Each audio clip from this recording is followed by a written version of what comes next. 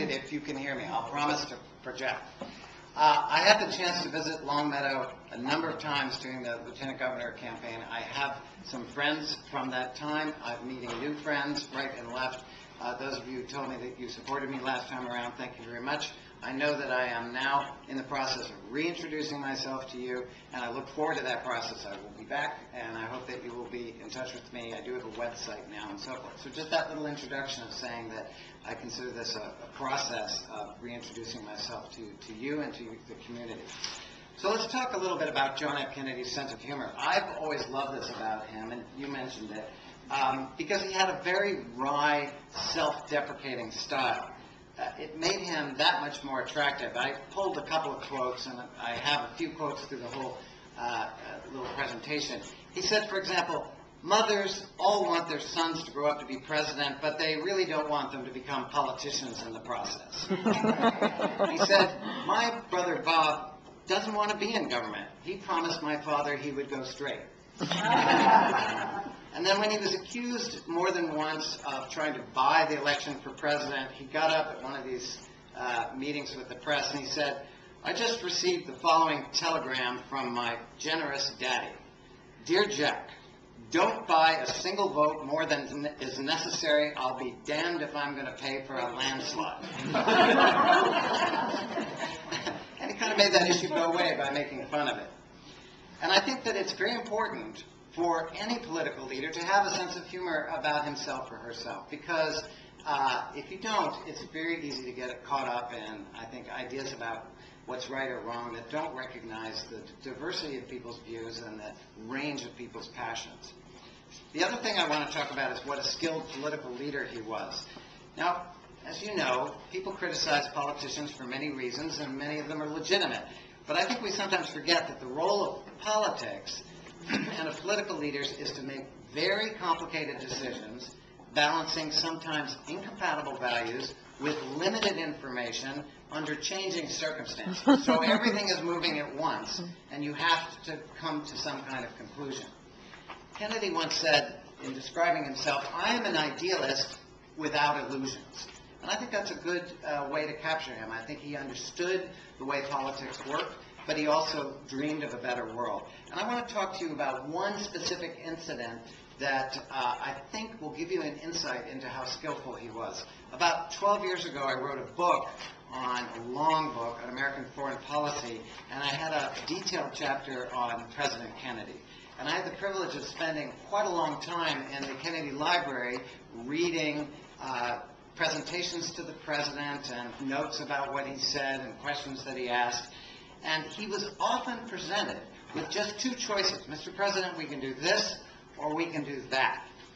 And what's interesting is that he continually pressed to find, and often found, a way around these dilemmas by finding a third path. He wouldn't accept these false choices that he was given. He wanted to know something else that he could do. Now, for example, in his campaign, we forget how complicated some pieces of that campaign were.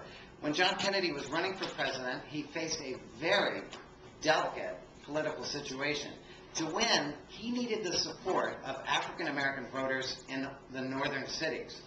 But up until then, most African-Americans had voted for the party of Lincoln, the Republican Party, and they were suspicious of him.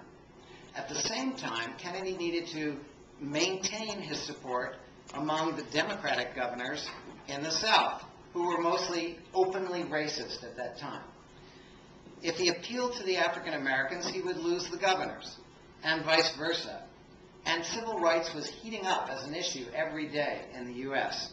The Soviet Union was pointing out that blacks could not be admitted to many public places all over the U.S., even in the North, in places like Maryland.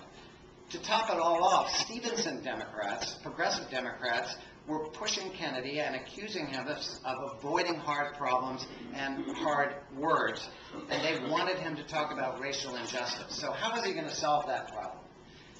Well, he hit upon an ingenious solution. At that time, freedom was breaking out all over Africa. There were something like 17 countries that were formed in just the period between 1960 and 61, as countries were breaking away from colonial rule and setting up new governments, mostly democracies. The Soviet Union was going around trying to win every single one of those by painting the United States as a country of hypocrites. So Kennedy decided to give a lengthy series of speeches on America's fundamental commitment to freedom in Africa. He praised the new countries for their commitment to democracy, and he talked about how America would stand with them in the cause of social and economic advancement. Now, the Southern governors didn't care about Africa, and they didn't listen to any of his speeches, and they never bothered to get upset. But Northern blacks heard these speeches and thought, you know, this man, I think, is on our side. And those speeches, along with John F. Kennedy's very timely phone call to Coretta Scott King when her husband, Dr. Martin Luther King, was in jail, transformed millions of black voters into supporters of John Kennedy and the Democratic Party. And that was a critical move which was sustained years after that, and that was because he found a way through. The third thing I want to talk about is his vision. And I think that's one of the things we most need to learn from today. He had a very broad vision of life and of politics and of our future. And he reminded us, and this is something we need to hear, that America had frequently faced difficult challenges. Some of them unbelievably severe, that threatened the survival of the country as a whole. And the strength of the American people, he reminded us, had been to meet those challenges with renewed energy and renewed commitment to our principles. That was a message that John F. Kennedy spoke about again and again and again.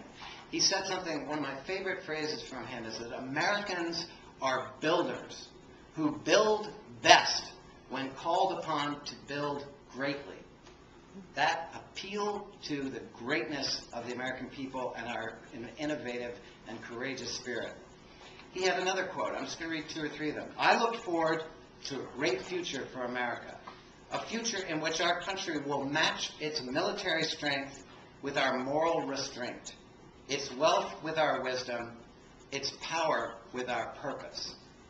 And then finally, a very famous speech you're all, I'm sure, are familiar with. He said, our most common link is that we all inhabit the same planet. We all breathe the same air. We all cherish our children's future. And we are all mortal. Now, John F. Kennedy lived and breathed this same Massachusetts air, as you know. He came regularly to Springfield and Longmeadow. For 8 years, he was our senator before he became our nation's president. And so his is a legacy of which I believe we should be deeply proud. And I think it is one we should maintain. Now, I was almost 7 and a half when John F. Kennedy died. I remember that day because I was on a 2nd grade field trip to a county newspaper. On Friday, at November 22nd, at 1 o'clock, they had just brought 25 2nd graders into the newsroom. And they had us clustered around the ticker tape. And they were saying, this amazing machine gives us news from all over the world in real time, instantaneously. And that came out of the person's mouth. And then suddenly, all the teachers and all the reporters in the room started shouting and screaming and crying, which was a source of real concern to those of us who didn't understand what was going on. We did not understand that day that our lives had been permanently changed. And it took us many more years to understand something that John F. Kennedy said as president. He said, a man may die, nations may rise and fall, but ideas live on. Thank you.